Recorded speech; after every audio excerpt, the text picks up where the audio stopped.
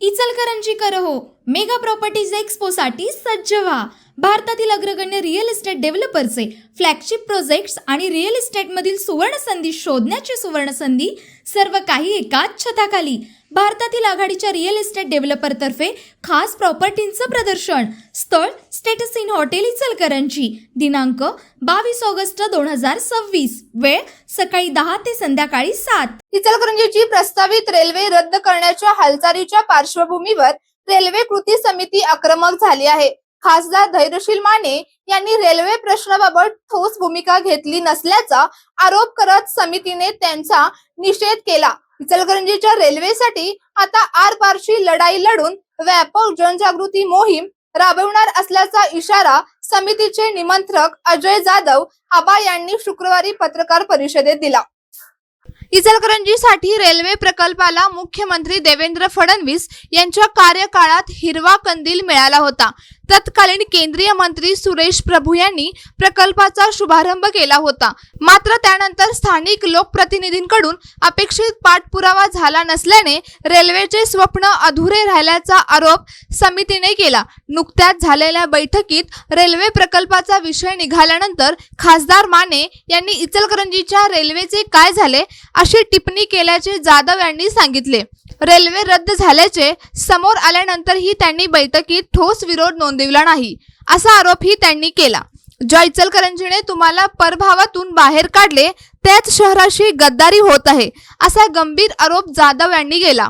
रस्ते गटारीसाठी निधी आणता मग रेल्वेसाठी राज्य शासनाचा हिस्सा भरण्यासाठी प्रयत्न का होत नाहीत असा सवाल त्यांनी उपस्थित केला.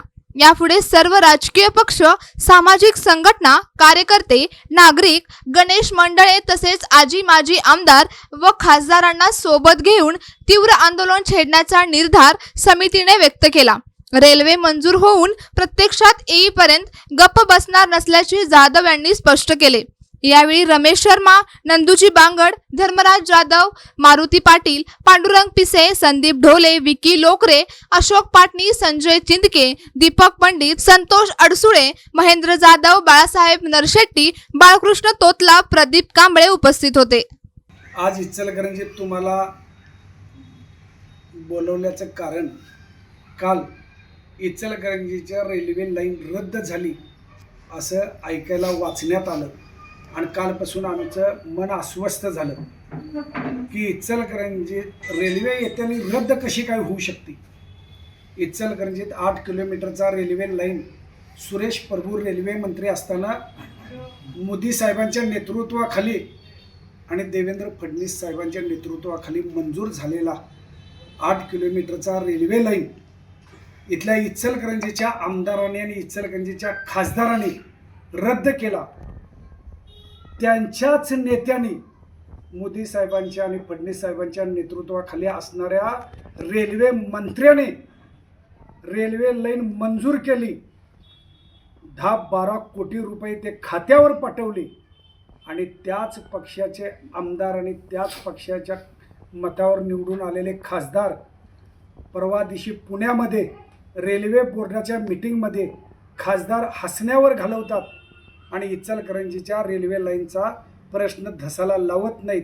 त्या मीटिंगमध्ये मी मुख्यमंत्र्यांकडं 100 कोटी रुपये ट्रान्सफर करायला लावतो असं म्हणत नाहीत आणि इचलकरंजीचा रेल्वे लाईन रद्द करण्यात हसत हसत मूकसंमती दिल्याचा प्रकार खासदारांनी त्या ठिकाणी केलेला आहे.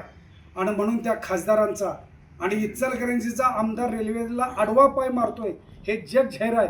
ह्या दोघांचाही निषेध करण्यासाठी आज या ठिकाणी आम्ही जमलेलो आहोत.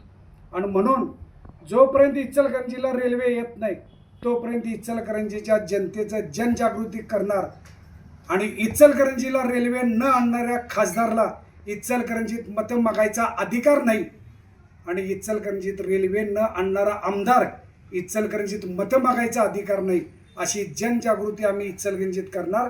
आणि या दोघांनाही इचलकरंजीत रेल्वे आणायला लावल्याशिवाय भाग पडल्याशिवाय राहणार नाही.